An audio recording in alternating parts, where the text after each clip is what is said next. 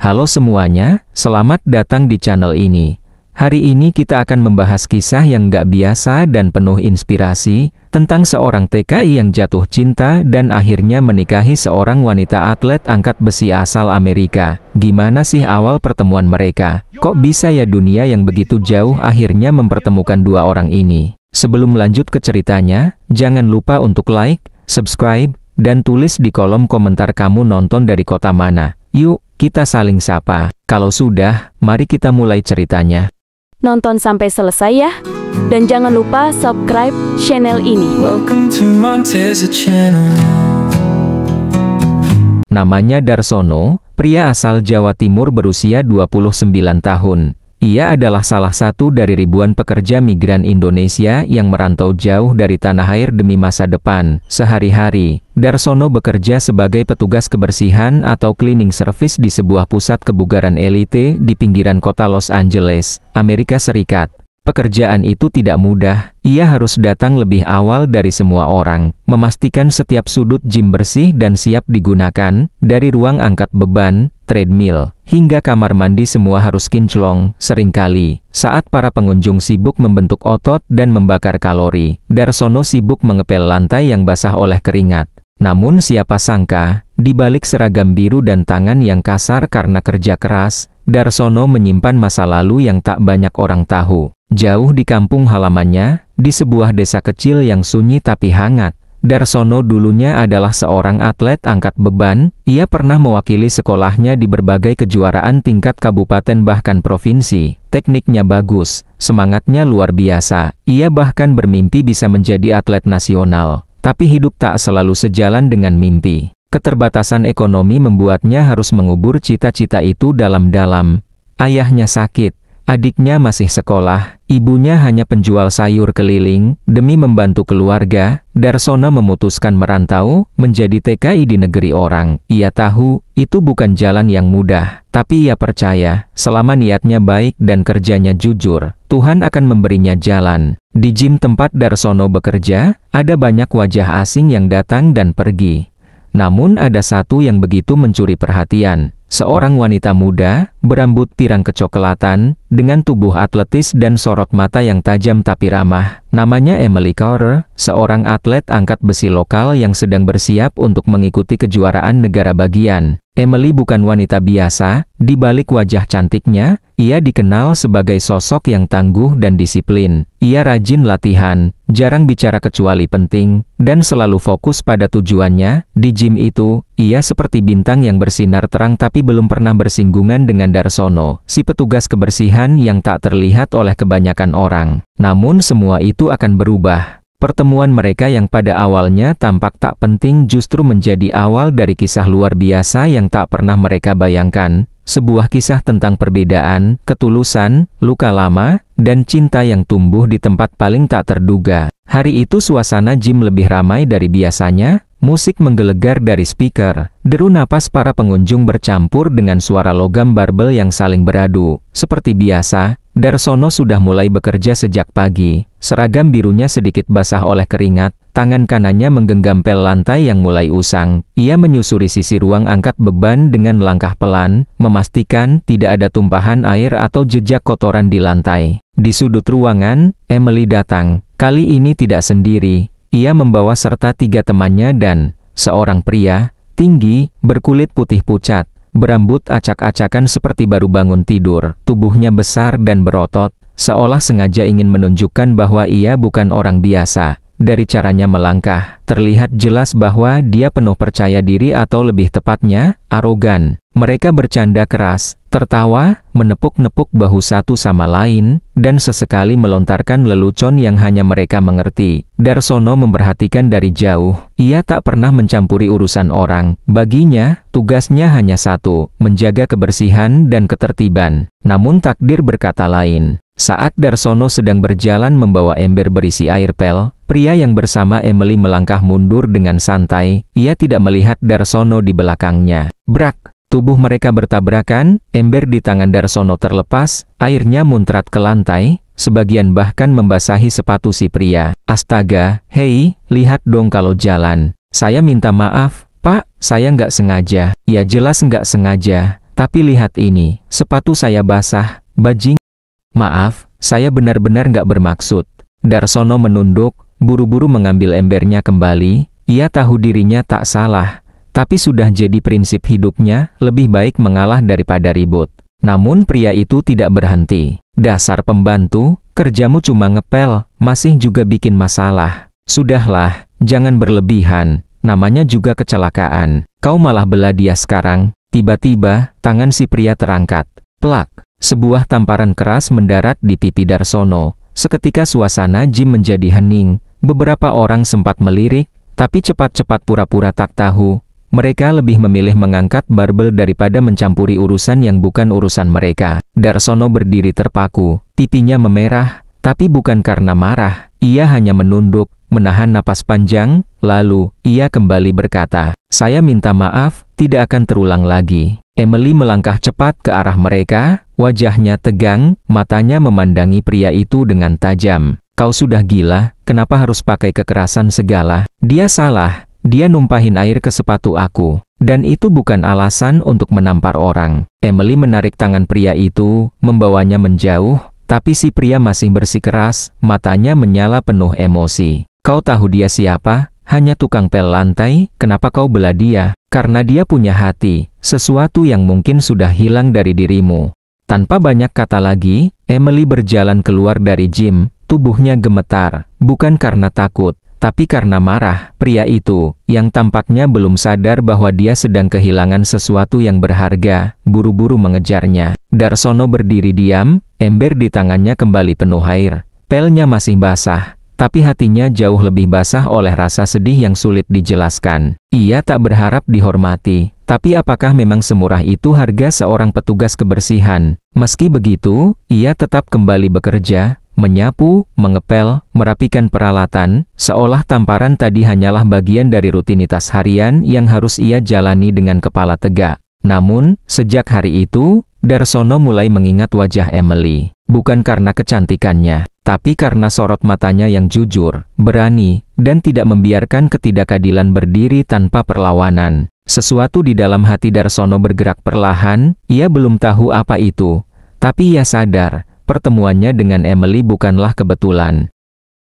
Beberapa hari berlalu sejak insiden tamparan itu, gym kembali seperti biasa, musik mengalun pelan, suara barbel berdentum, dan orang-orang hilir mudik mengejar bentuk tubuh ideal. Darsono pun tetap seperti biasa, tak ada yang berubah dari cara kerjanya. Ia masih datang paling pagi, masih menyapu lantai dengan pel yang sama, dan tetap tersenyum kecil meski dunia jarang membalas senyum itu. Namun hari itu, sesuatu terasa berbeda. Pintu kaca gym terbuka perlahan, sosok yang tak ia sangka akan datang kembali muncul dari balik cahaya pagi. Emily melangkah masuk, sendirian, rambutnya diikat rapi, ransel olahraga tersandang di bahu. Wajahnya terlihat tenang, tapi mata itu masih menyimpan sesuatu. Darsono sedang mengepel lantai di dekat rak dumbbell saat Emily menghampirinya. "Halo?" Darsono menoleh, sedikit kaget. Ia cepat-cepat menurunkan pelnya. "Selamat pagi. Aku cuma ingin bilang maaf soal yang waktu itu." Darsono terdiam sejenak, ia tidak langsung menjawab. "Itu bukan salahmu. Aku tahu, tapi tetap saja, yang tampar kamu itu pacarku. Dan, aku nggak bisa diam saja seolah-olah itu hal kecil. Kamu sudah bela saya, itu sudah cukup." Emily menatap wajah Darsono dengan serius. Ada rasa hormat di sana, sesuatu yang langka ia tunjukkan kepada orang asing. "Apa pipimu masih sakit?" "Sudah enggak, malah saya lupa pernah ditampar. Kalau aku yang ditampar, mungkin aku nggak bakal datang lagi ke tempat ini." Darsono tersenyum tipis, lalu, ia mulai melangkah menjauh, ingin kembali bekerja. Tapi Emily menahannya. "Tunggu, aku mau latihan angkat beban. Tapi, boleh minta tolong, lantainya agak licin di area itu." Darsono langsung mengangguk, "Saya bereskan sekarang." Beberapa menit kemudian, Emily mulai memanaskan tubuhnya. Ia mengambil barbel seberat 60 kg dan bersiap melakukan clean and jerk. Tapi saat ia mulai mengangkat, Darsono yang memperhatikan dari kejauhan tampak gelisah. Langkah kakinya terlalu sempit. Posisi punggungnya sedikit melengkung ke belakang, dan ketika barbel sudah di atas dada, gerakan push-nya tidak sempurna. Barbel itu berhasil diangkat, tapi tidak dengan teknik yang benar. Emily tampak kelelahan. Maaf, saya boleh kasih masukan sedikit. Tentu, aku memang ngerasa tadi ada yang salah. Darsono mendekat, lalu menjelaskan sambil memperagakan dengan tubuhnya sendiri. Kaki agak dibuka sedikit, pinggang jangan melengkung, tarikan pertama harus cepat, tapi tetap stabil, dan waktu dorong, napas ditahan, fokus di perut. Emily memperhatikan dengan seksama. Seperti ini, kurang dikit, biar saya contohkan. Tanpa ragu, Darsono mengambil barbel 60 kg yang tadi digunakan Emily. Ia menarik napas, lalu dalam satu gerakan yang mulus barbel itu terangkat ke atas, melewati dada, lalu lurus di atas kepala. Gerakannya cepat, kuat, tapi tenang, seperti seseorang yang sudah melakukannya selama bertahun-tahun. Emily menatapnya dengan mata membelalak. Kamu kuat juga ya? Saya dulu atlet angkat beban di kampung, cuma, sekarang ya, begini. Kamu pernah ikut lomba? Pernah, waktu sekolah, tapi setelah lulus, saya kerja, harus bantu keluarga. Emily tampak tertarik.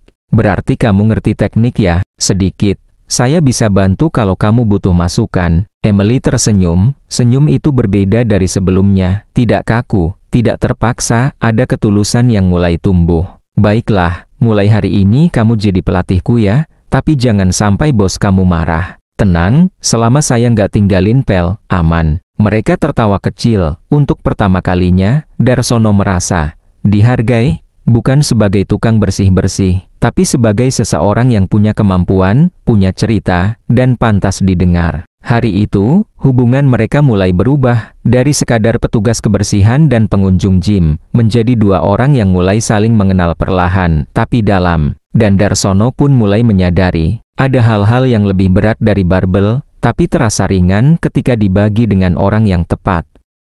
Sejak hari itu, rutinitas Darsono di gym mulai terasa berbeda. Ia masih datang pagi-pagi, masih mengepel lantai dan merapikan peralatan. Tapi kini, ada yang ia tunggu setiap harinya, sesuatu yang membuat langkahnya terasa lebih ringan, dan senyumnya lebih cepat muncul meski tanpa alasan. Emily mulai rutin datang lebih sering dari sebelumnya, tidak lagi hanya saat sore atau akhir pekan. Tapi hampir setiap hari, setiap datang, ia langsung mencari Darsono, bukan untuk menyuruh atau memanggil, tapi untuk menyapa. Pagi, sudah siap bantuin aku latihan? Selalu siap, selama kamu nggak suruh saya angkat kamu juga. Belum ya, tapi nanti kalau aku gagal angkat beban, kamu yang harus tangkap aku. Itu sih tugas bodyguard, bukan pelatih. Mereka tertawa, begitulah hari-hari mulai berjalan. Emily tak lagi hanya datang untuk latihan, tapi untuk belajar. Ia memperhatikan setiap masukan dari Darsono, mencatat gerakan-gerakan yang benar, bahkan terkadang merekamnya agar bisa dilihat ulang di rumah. Darsono pun tak lagi canggung. Ia memberi arahan dengan percaya diri, meski tetap menjaga jarak agar tidak terkesan berlebihan. Di sela-sela latihan, mereka mulai sering ngobrol. Kenapa kamu nggak jadi atlet di sini aja? Kamu kan jago. Saya TKI, izin kerja saya bukan buat jadi atlet.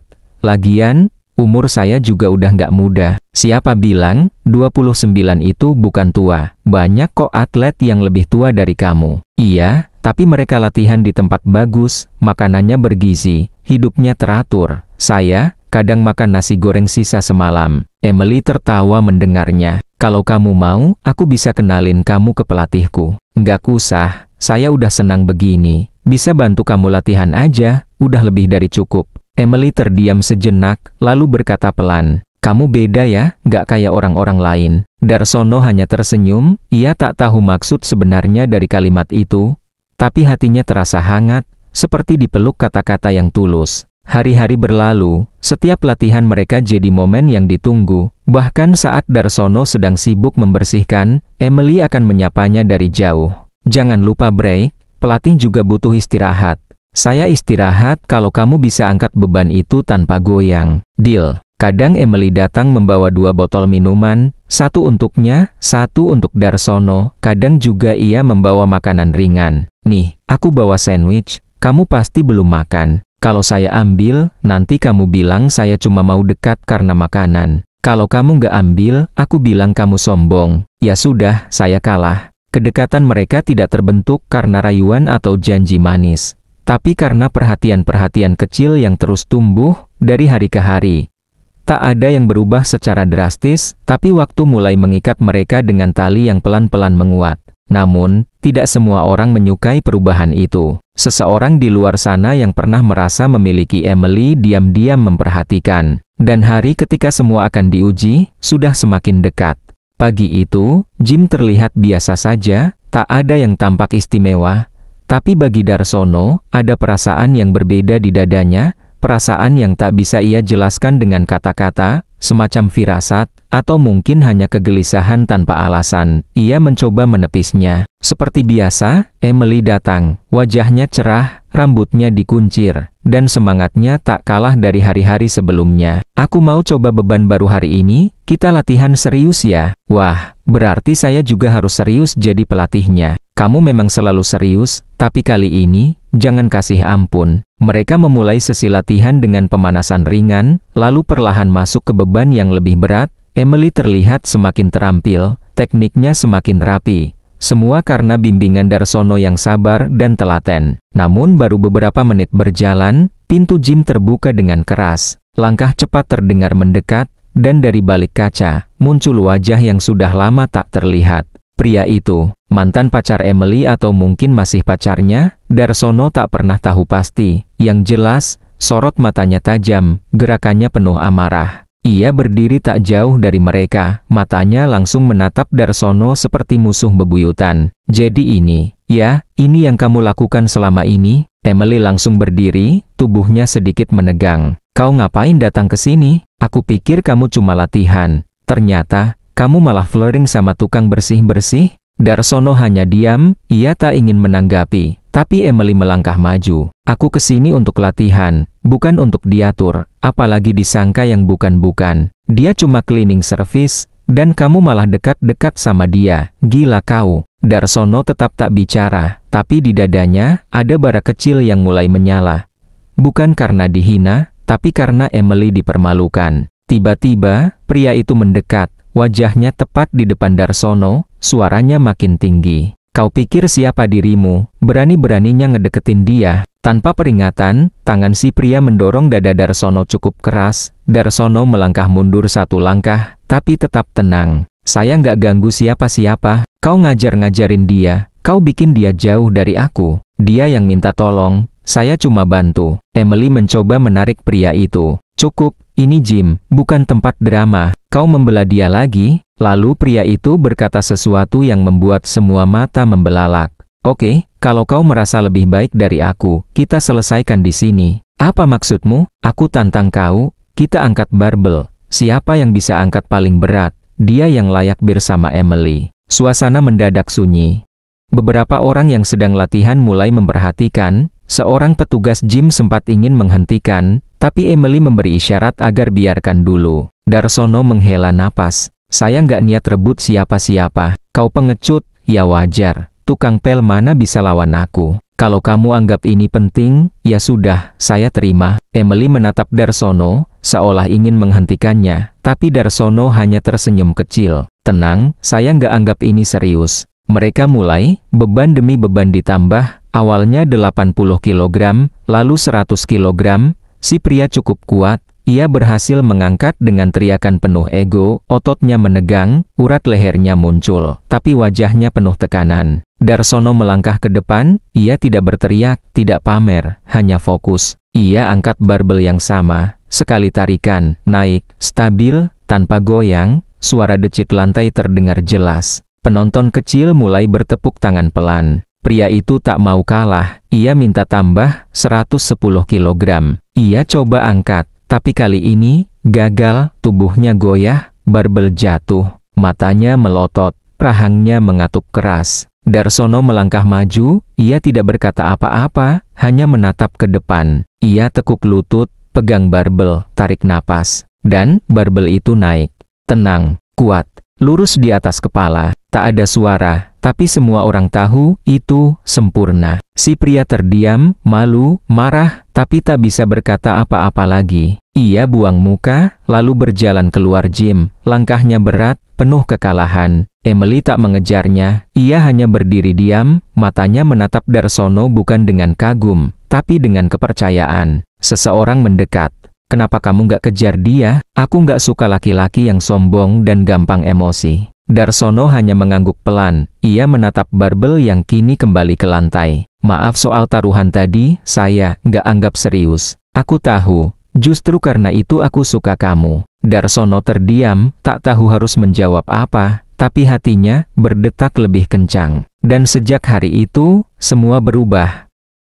Setelah hari itu, suasana gym tak lagi sama, banyak yang membicarakan pertandingan mendadak antara Darsono dan pria itu. Tapi tak satu pun dari mereka tahu, apa yang sebenarnya terjadi di balik momen itu tentang ego, tentang harga diri, dan tentang cinta yang tumbuh dalam diam. Emily tetap datang ke gym, bahkan lebih sering dari sebelumnya. Bedanya, kini ia tak datang untuk sekadar latihan, ia datang untuk bertemu Darsono. Mereka tak pernah menyatakan hubungan itu secara terang-terangan, tidak ada genggaman tangan di depan umum, tidak ada pelukan mesra, tapi dari cara mereka bicara, cara mereka menatap, dan cara mereka saling menunggu semua orang bisa menebak, ada sesuatu yang istimewa di antara mereka. Hari-hari berjalan seperti biasa, Emily tetap latihan, dan Darsono tetap bekerja, tapi kini, waktu-waktu di antara latihan dan kerja itu penuh canda, obrolan ringan, dan kadang keheningan yang nyaman. Kalau kamu punya kesempatan, kamu mau balik jadi atlet?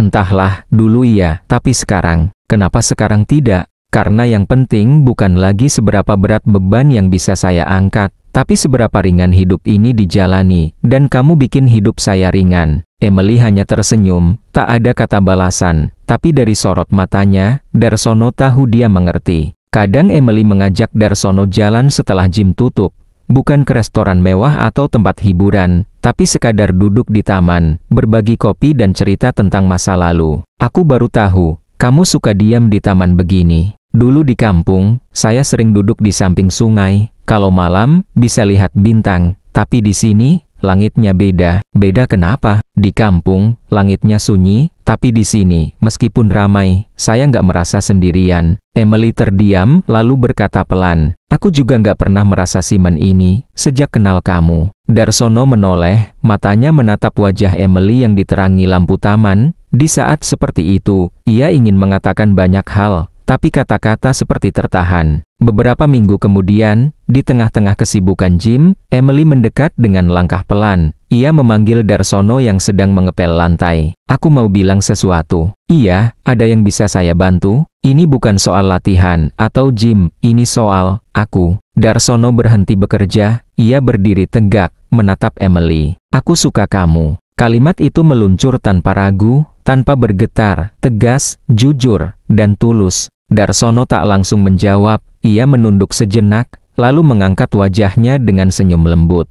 Saya juga suka kamu, tapi, saya cuma orang biasa. Dan aku bukan cari orang luar biasa, aku cuma cari yang bisa buat aku merasa dihargai. Hari itu, di sudut gym tempat mereka pertama kali bicara, cinta mereka pun disatukan, tanpa pesta, tanpa sorak-sorai, hanya dengan sepasang mata yang saling memahami, dan dua hati yang akhirnya bersuara. Sejak itu, hidup Darsono berubah, ia tetap menjadi dirinya, tetap bekerja, tetap sederhana, tapi kini, ia tidak lagi sendiri. Emily ada di sisinya. Mereka bukan pasangan paling sempurna, tapi mereka adalah dua jiwa yang saling menemukan, saling menguatkan, dan saling mencintai bukan karena status, jabatan, atau kekayaan, tapi karena hati mereka bicara dalam bahasa yang sama, ketulusan. Dan dari sanalah semuanya bermula. Kisah seorang TKI sederhana bernama Darsono, dan seorang atlet angkat besi Amerika bernama Emily yang bertemu bukan karena takdir, tapi karena keberanian untuk saling melihat lebih dari apa yang tampak di luar.